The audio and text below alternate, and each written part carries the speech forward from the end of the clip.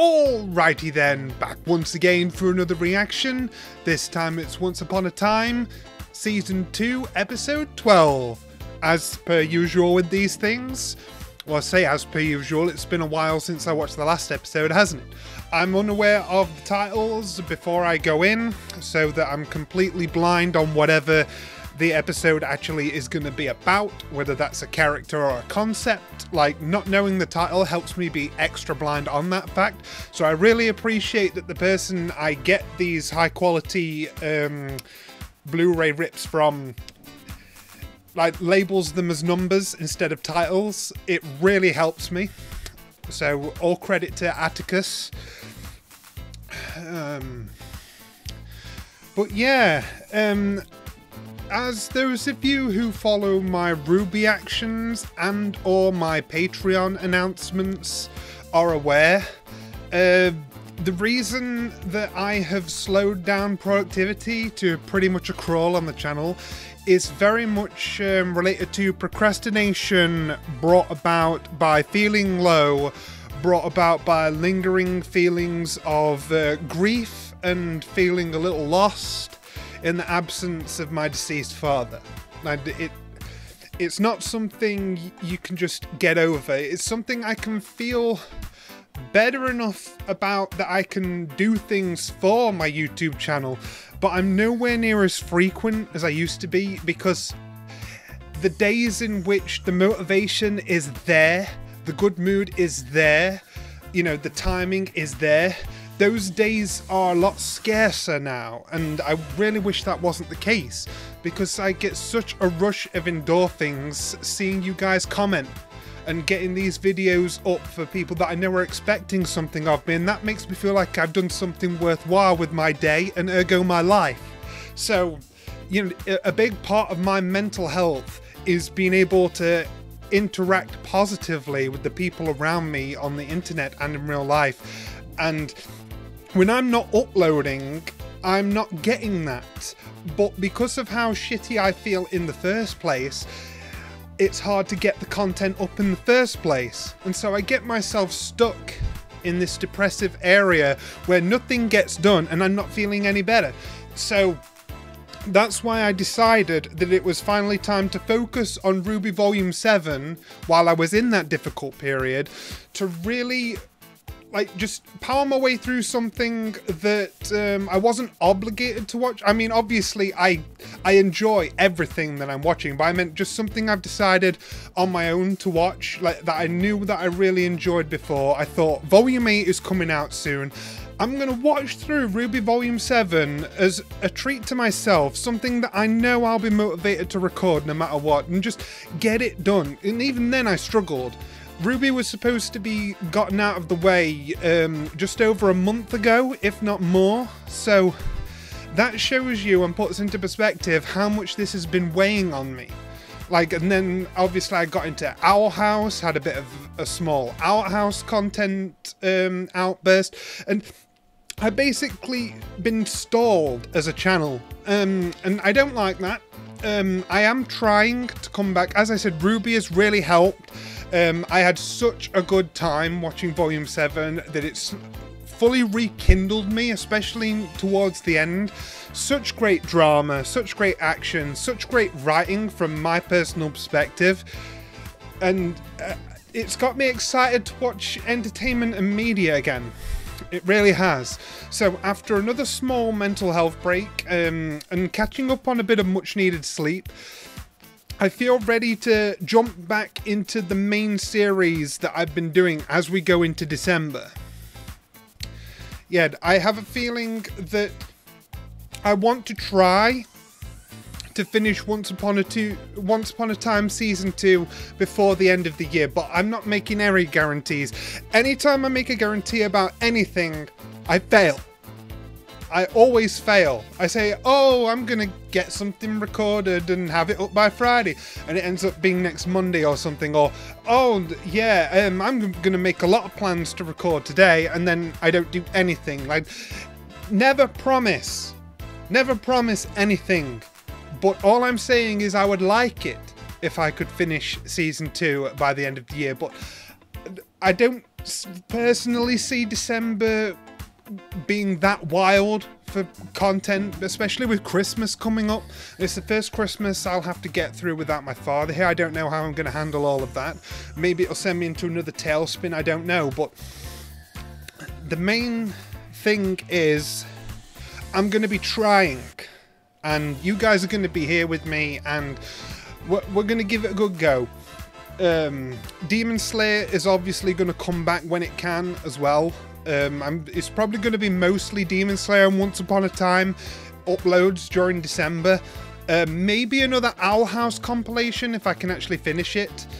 And as for Young Justice, I will need to first re-upload all of those to Vimeo, because I had that whole strike situation, and I don't want to deal with strikes that I have to appeal, especially if they try and get me with multiple at once further down the road. I'm no longer trusting Young Justice on YouTube, just to be safe. I successfully appealed the strike that I did get, but that has put the fear in me to not risk getting strike bombed, especially since I recently got a batch strike over MLP Season 4. You know, I definitely think that I would be safer just keeping Young Justice redirected, just like I do for Once Upon a Time and Demon Slayer. They're gonna have to change.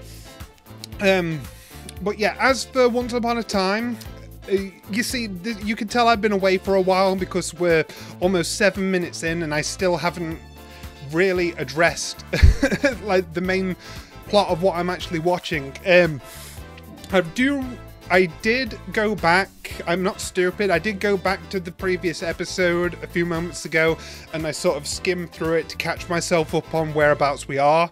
I saw the whole Rumple and Hook conflict throughout the episode. You know, the Smee thing. I saw the flashback with Belle and Mulan, like, and did the blah blah blah. I got it. And then, of course, the tragic twist at the end where Belle gets shot by Hook, who Rumple was convinced to let go by Belle, which adds a whole dramatic irony to the situation because it ended up biting her in the ass. And ultimately biting Rumple in the ass. He showed kindness and look where it got him. He showed mercy, look where it got him. So I'm interested as to where this is going to take his character, where this conflict will lead him. And more importantly, what's Belle's role going to be in the story now? Because she doesn't remember him, so she's basically a clean slate. So, because she didn't have an identity within the town before everyone got their memories back, did she? She was kept privately celled up by Regina, so it'd be interesting to see what her place would be in her current state of memory. But yeah, that was, the way that she fell over the line and then lost all memory of her love. That's always the most tragic consequence in this series. It's the theme of lost love, and oh boy, they really knew how to hit us where it hurts with building up their relationship for so long, and it felt so real, and then to rip it away from them, it does feel so cruel. And I think the biggest surprise at the end, though, was that this car came out of nowhere and just absolutely took out Hook. Like, surprise! I have a feeling that it's Bay. I have a feeling that he's already here. Simply because people were telling me that the significance of that moment was that the plate was from out of town, or even out of state. So I'm assuming it's Bay. But we're going to have to see. Anyway, I don't have any other speculation than that. I just want to get straight into an episode of Once Upon a Time while I have the time. And yeah, let's get right into it.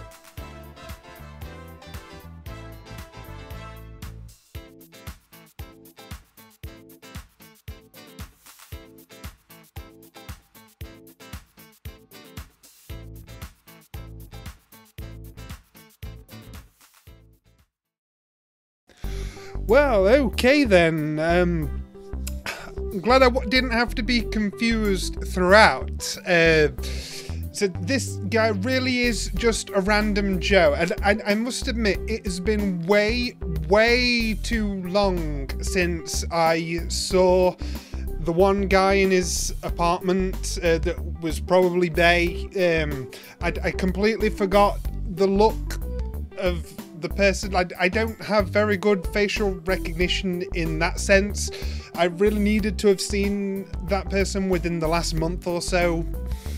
This new person that appeared, I wasn't sure if I'd ever seen him before in my life, even though there was something vaguely familiar about him. But now I'm thinking maybe I've seen him in some other show. But anyway, I was really confused about this guy's identity on several occasions, and then it turns out he was some random Joe, and he has now seen the existence of magic, and he is about to spread that information, showing that they were right to worry.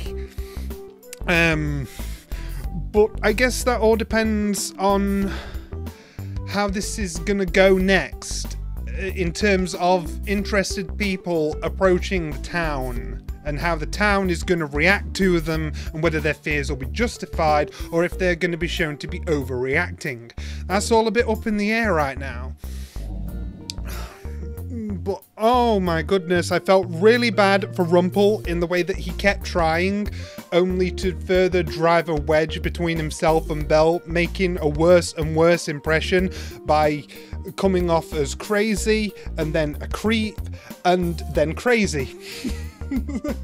Like, yeah, it's not that good, you know. Murder's a bad first impression, sexual assault is a bad first impression, and raving on about a magic teacup to someone who doesn't currently know that magic is real is another bad first impression. Like, you've just been completely ruining your impression, and I like that he's choosing to focus his thoughts elsewhere right now. Especially now, symbolically, the teacup has been smashed. It's like, okay, alright, I need a break from this. I'm gonna go find Bay and, you know, focus my time on something else. You all look after Belle, and if anything happens, I'm killing you all. Sayonara, bitches. And like, that is just typical Rumple attitude, and that's why I love him so much. Even in his grief, even in his determination to do something else, he's still adding that bit of Rumple salt to everything. That is what makes me love his character so much, and what makes me find him so interesting to follow and appreciate. Loved the Cora and Regina stuff, with how Regina is somewhat aware of the manipulation and even called it out, but at the same time she's so desperate for Henry's love that she's somewhat going along with it, as long as Cora like obliges her end of things, like she wants her to admit in front of everyone what she's done, that kind of thing. So she's on her way to Emma right now, but I'm guessing she's going to be just in time to see Emma leave. And that makes me think that while Emma and Rumple are leaving, that's when these new arrivals are going to show up. And they'll have to deal with all of that while Emma is away. This show has been finding believable ways of removing Emma from the main picture to allow the other characters to interact and have time for the plots that they're having. Before, she was stuck in the fairy tale land, and she had the adventure in the cloud, she met with Captain Hook, all that sort of stuff. You know, she had the magical hat adventure there, and it was a clever way to have her out of the way while a lot of stuff happened and developed in her absence. I can't help but feel like that's happening again. Like, she has to go away again, and again, with her absence, it frees up room for the other pieces on the board to move around and interact with each other. It's good, especially if we would get to frequently see how Emma and Rumple are doing. And this all obviously assumes that they'll even make it that far, that this isn't just a plan they're making now that they won't ever get to carry out. I don't know if they're actually going to go, like, but I'm just saying, if they did go, then I would be all for it. Like, just seeing that team up on the regular, like, it seems like an interesting dynamic. It really does. And like I say, almost worthy of a spin-off all of its own. You know, just the adventures of Emma and Gold on the road together. Like, that doesn't sound so bad. Oh, man. I think the biggest drawback of this reaction and this episode was how long it took me to figure out what they were doing with the whole Frankenstein mess. I still don't think I fully comprehend why he was running away from treating and he was gonna jump into the sea when he's been serving as a doctor for so long. Like, what was different about this time? I'm not really understanding. I really need that clearing up for me, because he was just as easily convinced to come back as he ran away from it. So I didn't understand what had changed. I know that he was given a decent pep talk by Ruby, but I still have no full understanding over what his whole deal was.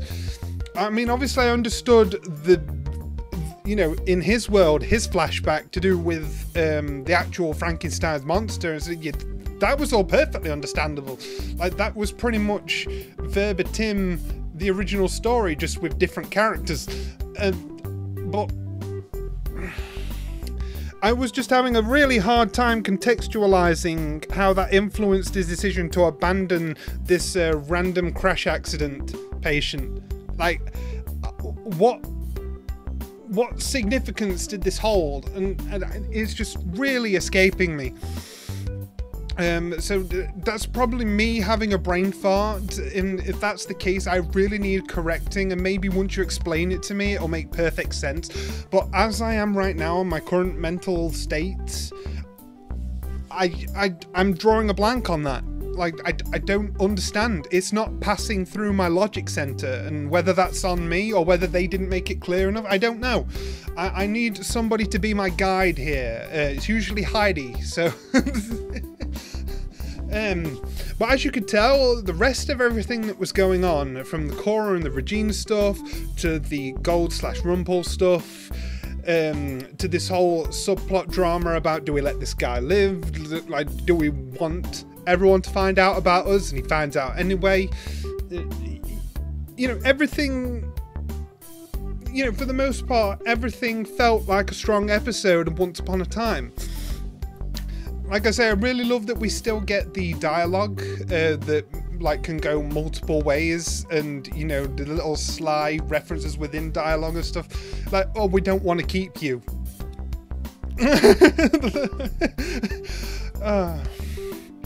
Yeah. Yeah, if there was one overriding thought that I could take from this episode, it's that I demand a spin-off entirely devoted to Emma and Rumpel traveling. Speaking of traveling, I've got to hit the road, and I shall see you guys next time.